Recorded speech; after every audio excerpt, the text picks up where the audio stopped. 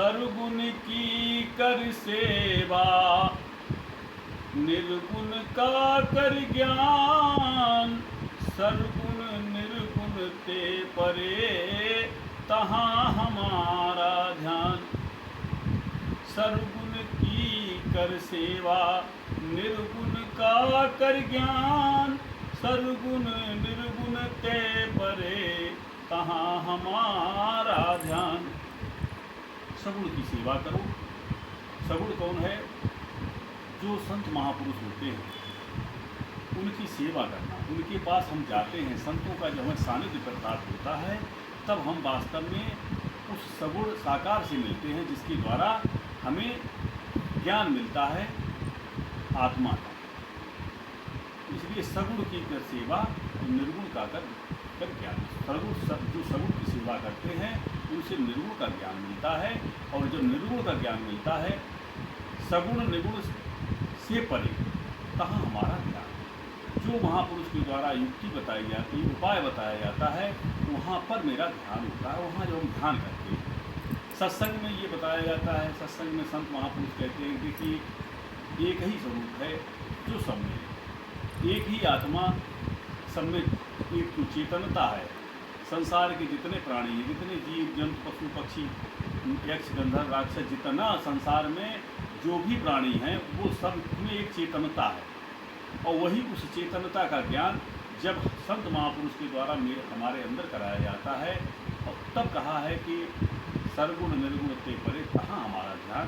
ध्यान हमें कहाँ करना है? जो हमें उपाय बताया गया उस सगुण के द्वारा, साकार के द्वारा जो उपाय बताया गया, उस उपाय से जब हम भजन करते हैं तो हम अपने निज घर की ओर चलते हैं। इसी ये बात कभी साफ थी, और इसी बात को साकार निराकार की बहुत बड़ी व्याख्याएं की जाती हैं। साकार, कोई कहता है हम साकार को मानते हैं, कोई कहता है हम निराकार को मानते हैं, लेकिन सही पूछी जाए तो इसके भेद को नहीं समझ पाते। इसी भेद को न समझ पाने के कारण तमाम तरह की भ्रांतियाँ हैं। जबकि वास्तविकता क्या है?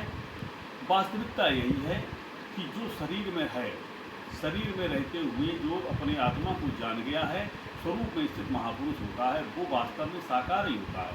और उस साकार ब्रह्म से, उस मुक्त पुरुष से जब हमको ज्ञान मिलता है, काय का निराकार का ज्ञान कराया जाता है कि देखिए इस तरीक़ा से तुम इस शरीर में हो। और फिर सगुण निर्गुण से परे, कहाँ हमारा ध्यान। ध्यान कहाँ पर है? जो इन बातों इनसे हट करके जो ध्यान की विधि बताई जाती वो अलग है, वहाँ हमारा ध्यान है। ये है अद्वैत मत कि जहाँ पर है सत्ता एक ही है, एक स्वरूपा वेद निरूपा निजानंद निरुपाद रूपा। स्वरूप एक है, दूसरा है ही नहीं। परमात्मा एक है, और परमात्मा से मिलने का रास्ता भी एक है, दूसरा नहीं। ये वचन है कबीर साहब। और इसी बात पे क्योंकि साकार निराकार की व्याख्याएं बड़े समय से अनाथ काल से चलती चली आ रही, चलती रहेगी, क्योंकि परमात्मा की ऐसी भक्ति है कि जो जैसे जैसे समझता है उसी उसको वैसे ही समझ में हल्का पूरा अनुभव आता है, उसी को दृढ़ता से मानने लगता है। लेकिन इसको भगवान कृष्ण ने स्पष्ट कहा है गीता में कि हे अर्जुन, जो मुझे अविधपूर्वक भजते वो यत्न करते हुए भी मुझे प्राप्त नहीं होते, और जो विधपूर्वक भजते हैं वो शायद नहीं प्राप्त होते। तो विधपूर्वक भजना है, इसी को संत बताते हैं। संत महापुरुष इसकी बार बार जो चर्चा करते हैं वो यही कहते हैं विधपूर्वक भजन कैसे हो। निचोड़ यही है, सारांश यही है कि हम विधपूर्वक भजन कैसे करें।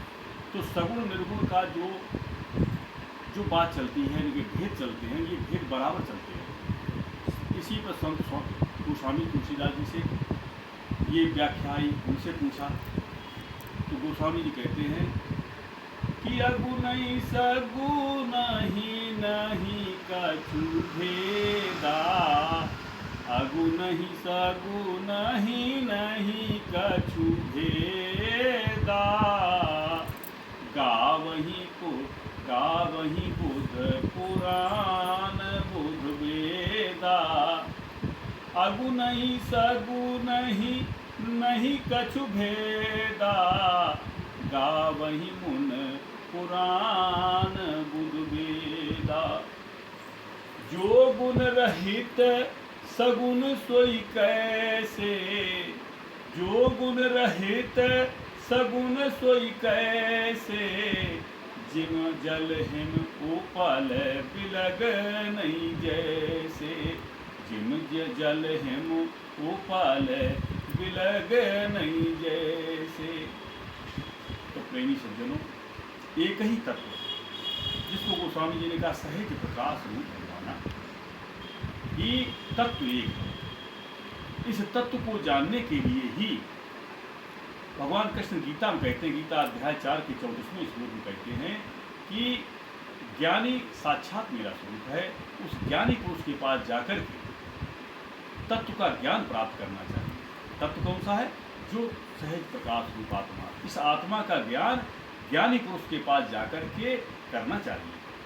ज्ञानी साक्षात मेरा स्वरूप है। ज्ञानी पुरुष के पास जाके उनको दंड प्रणाम करके, उनको प्रसन्न चित्त करके उस ज्ञान को प्राप्त करना चाहिए कि जिस ज्ञान को प्राप्त कर लेने के बाद कुछ भी जानना शेष नहीं रहता। जो अपनी आत्मा को जान जाता है, वास्तव में वो परमात्मा को जान जाता है। सर्वव्यापी परमेश्वर की संपूर्ण सत्ता को जानता है, जिसको जानने के बाद कुछ जानना शेष नहीं रहता। इसी को भगवान कृष्ण ने कर्तव्य के बारे में कहा कि उसके लिए कर्तव्य क्या रहता है। गीता अध्याय 3 के 17वें श्लोक में कहते हैं, यस्यात्मरतिरेवशाद्यात्मतप्तश्च मानवा आत्मन्नेव संतुष्टे तस्य कार्य न विद्यते।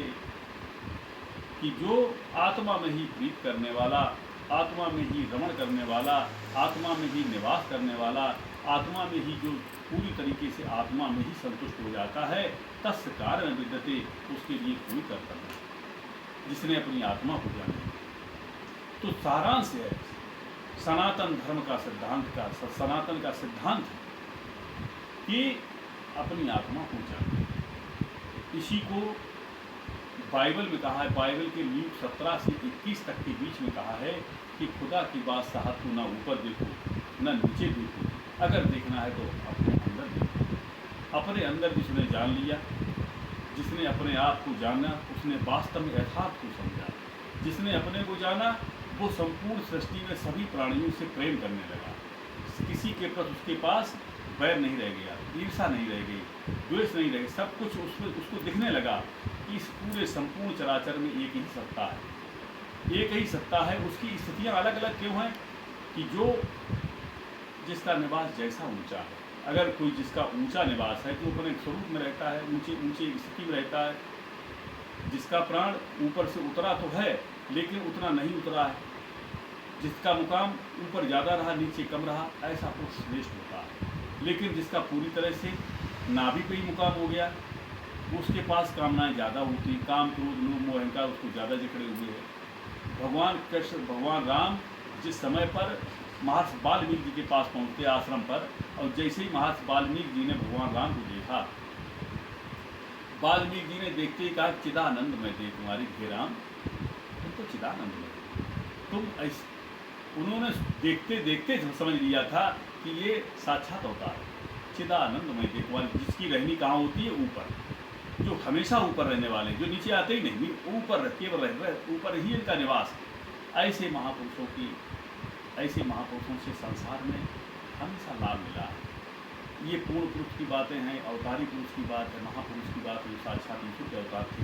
लेकिन संत महापुरुष, हमारे जो संत महापुरुष हैं, उनकी भी रहनी यही है। सबके लिए रहनी एक ही बताई है कि हम अब इस शरीर में जो शक्ति है, जो बल है, जो ताकत है, जो ऊपर से फैला हुआ नीचे तक है, इस बल को हम ऊपर समेट के ले जाएं। कैसे समेट के ले जाएंगे? यही विधि संत महापुरुष के पास मिलती है। जो बल को समेटना जान जाता है, वास्तव में वो यथार्थ सत्य को जान जाता है। इसका प्रमाण दिया है भगवान कृष्ण गीता में कि गीता अध्याय 8 के 12वें श्लोक में कहते हैं कि प्राण को मस्तक में अच्छी प्रकार स्थिर स्थापन करके वे ज्ञानी जन शुद्ध सच्चिदानंद में प्रवेश करते हैं। ये प्रवेश का मार्ग है कि हम प्राण को मस्तक में अच्छी प्रकार स्थिर स्थापन करें। और अभी कहाँ स्थापित है? जो नहीं भजन करते, नहीं जानते, तो उनका कहाँ पहुँच जाता है? नाभि पर। नाभि पर ही उसका मुकाम बन जाता है। जब नाभि पर मुकाम बन जाता है तो उसके पास सारे विकार जकड़ लेते हैं, और विकारों में जब जकड़ा हुआ है जीवात्मा, तब वो दुखों के घर में पहुंच जाता है। दुख ही दुख बोलता है।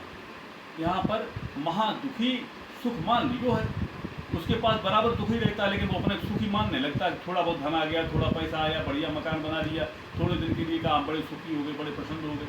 कुछ दिन के बाद कहने लगे हमारे हमारे घर में कल है, हमारे उसमें ये वो। इसके बाद उन्हें ज़्यादा हुआ, बीमारी लग गई।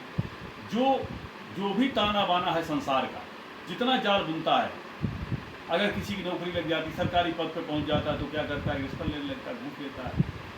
कोई अगर सरकारी नौकरी नहीं कर रहा, अगर दूध बेचता है तो दूध में पानी मिला देता है।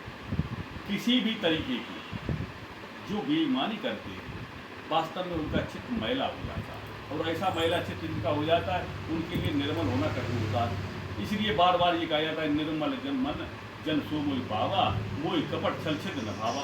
निर्मलता इसमें हमारे भजन में बहुत सहायक होती है कि हमारा बाहर से भी परहेज हो और भीतर का परहेज हो। बाहर का परहेज क्या है कि हम हमेशा सत्याचरण हमारा हो, सत्य का आचरण हमारा हो, हमारी नैतिकता जहाँ तक है हम अपने कर्तव्य का भली भांति अच्छी प्रकार से पालन करें। ये हमारी बाहर की पवित्रता है। और भीतर की पवित्रता क्या है कि वास्तव में कि हमारे अंदर जो ऊपर से नीचे तक शक्ति बह रही है, इसको समेट के हम ऊपर ले जाएं।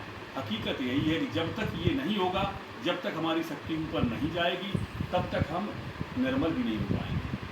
परहेज भले कर ले, लेकिन परहेज होने से भी निर्मलता नहीं आती। उसका कारण क्या होता है कि जहाँ पर इस शक्ति का ज़्यादा मुकाम है, इस शरीर में शक्ति का जहाँ मुकाम ज़्यादा है, वहाँ के विचार उसके पास आएंगे। वहाँ पर परवश है, जीव की यही परवशता है। सुवश होने के लिए ही संत महापुरुषों ने उपाय बताए कि हम सुवश हो जाएं, हमारा सुवस्था हमारे अंदर आ जाए। इसके लिए है अपनी आत्मा को जान करके करें, अपने स्वरूप में स्थित होने का प्रयास करें। जो इसको सोचता है, समझता है, जीवन के राज को, जीवन के रहस्य को, उसका जीवन कृतार्थ हो जाता है। इसके समझने का प्रयास करें। पूरी सब भगवान